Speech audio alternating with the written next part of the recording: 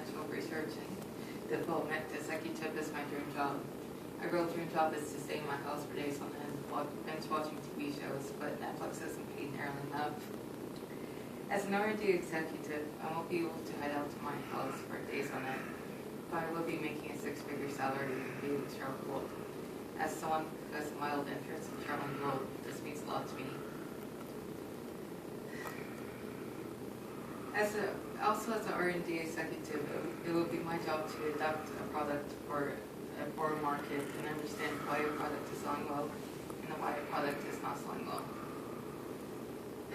I promise that adapting a product is not as boring as it may sound. Something as simple as a label could greatly impact the ability to sell an item.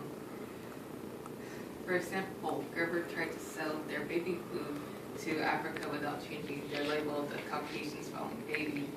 They didn't take into account that the majority of the African countries they were selling to were illiterate and relied on the labels to tell them what they were buying. When they saw the smelling Caucasian baby, they assumed it was baby meat, not baby food. So the product didn't sell very well. Gerber learned a lesson and instead put more resources into developing their product for a foreign market. They found that breast milk flavor changes with what the mother eats. So when they sold their baby food to foreign markets, they used food based on the culture, such as rice and beans in Mexico instead of string beans like they sell in America. Needless to say, product adaptation is extremely important and should not be taken lightly. In order to succeed as an R&D executive, you have to be committed and have put in a lot of years. The average R&D executive has about 15 years before they get promoted and at least a bachelor's degree. Of course, most people prefer they have a doctorate, as Salary.com proves that more than 50% of people R&D executives have a doctorate degree, 24% have a master's, and a mere 16% have a bachelor's. They also have to be wary of their cultural biases. What works in America may not work in, let's say, Canada.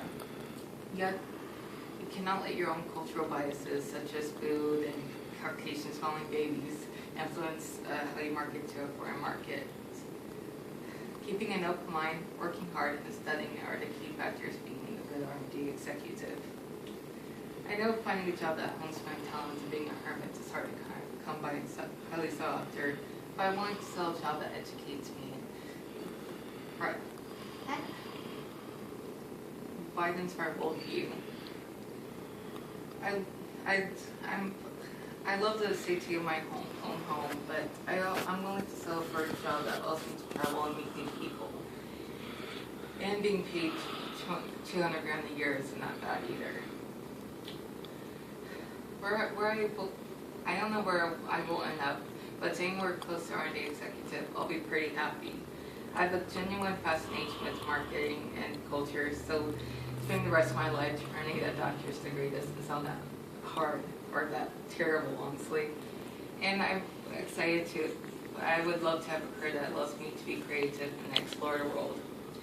Also, if Netflix doesn't work out, I can always fall on R&D executive.